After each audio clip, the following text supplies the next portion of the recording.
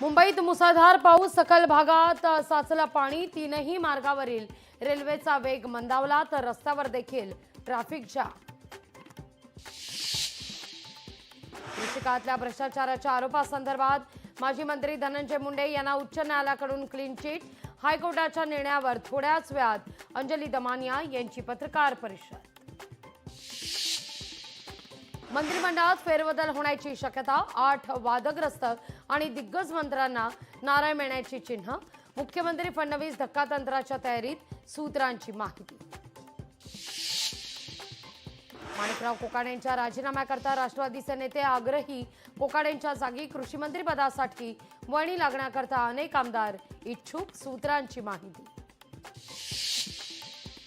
माधव मुंडे प्रकरणाचा तपास सीआयडी आणि एसआयटीकडे द्यावा या मागणीकरता परळी अंबाजोगाई महामार्गावर भोपळा गावच्या ग्रामस्थांचा रास्ता रोको सुरू.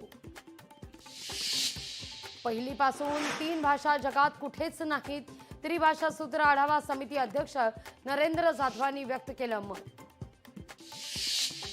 अनिल अंबानी यांच्याशी निगडीत कंपन्यांची ईडीकडून चौकशी सुरू. 35हून अधिक ठिकाणं, 50 कंपन्या आणि 25हून अधिक व्यक्तींची ईडीकडून झाडाझडती.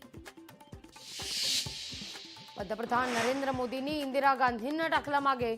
सर्वात जास्त काळ देशाचे पंतप्रधान पद भूषवणारे नरेंद्र मोदी ठरले पहिले नेते.